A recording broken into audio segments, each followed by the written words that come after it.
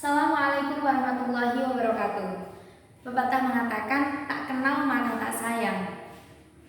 Perkenalkan, saya Firfatul Hasanah. Saya dari Prodi IAT dengan NIM 53020200023. Berdirinya saya di sini, saya akan berpresentasi bukan untuk berekspektasi, karena ekspektasi yang terlalu tinggi itu akan membuat sakit hati.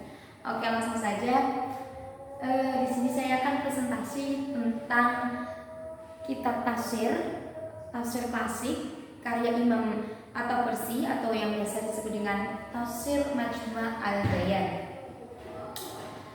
Yang pertama ada latar belakang penulisan kitab tafsir. Latar belakang penulisan kitab tafsir Majmu' al-Bayan ini bisa dibilang ini adalah suatu hal yang sangat unik, suatu hal yang sangat menakjubkan. Bisa juga dibilang ini adalah sebuah keramat Imam At-Tabarsi. Zaman dulu Imam At-Tabarsi itu mengalami riwayat penyakit pingsan. Jadi penyakitnya itu beliau itu pingsan dan sekujur tubuhnya itu kaku. Jadi masyarakat dulu itu menganggap bahwa Imam At-Tabarsi ini sudah meninggal gitu. Nah, karena dianggap sudah meninggal, maka masyarakat dulu itu memandikan Imam At-Tabarsi, kemudian menguburkannya ke dalam liang lahat.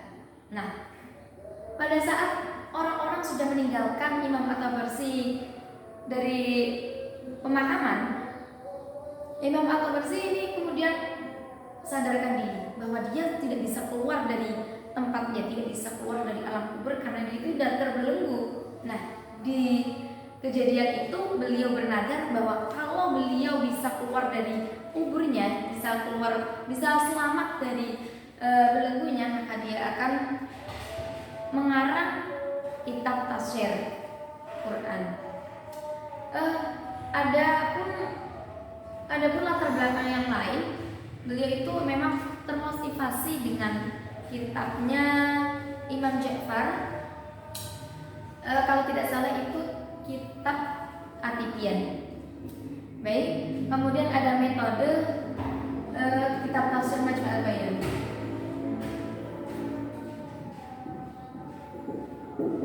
Kitab Majmu' al-Bayan itu menggunakan metode tahlili. Di mana teman-teman sudah mengetahui bahwasanya metode tahlili itu adalah metode di mana cara menafsirkan ayat Al-Quran itu dengan sangat rinci, ayat demi ayat, surat demi surat gitu ya. Kemudian beliau juga dalam penafsirannya itu memaparkan beberapa metode.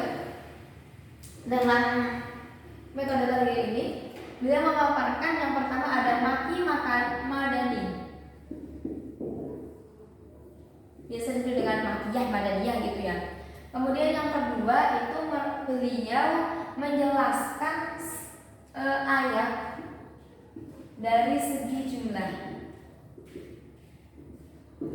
Jadi kalau memang ada perbedaan dari segi jumlah, beliau itu menjelaskan ayatnya. Kemudian yang ketiga itu beliau menjelaskan perbedaan qiraat dan menyebutkan ilalnya. Jadi beliau itu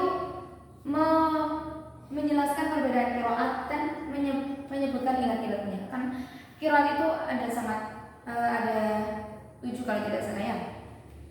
Kemudian yang terakhir itu beliau menjelaskan dari segi aspek bahasa.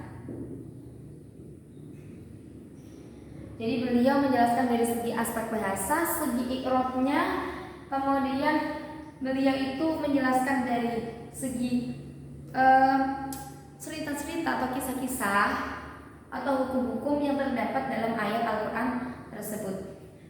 Kemudian dalam sumber penafsiran beliau itu menggunakan sumber penafsiran bil ra'i. Jadi menggunakan sumber penafsiran dari pemikiran seorang mufassir itu sendiri.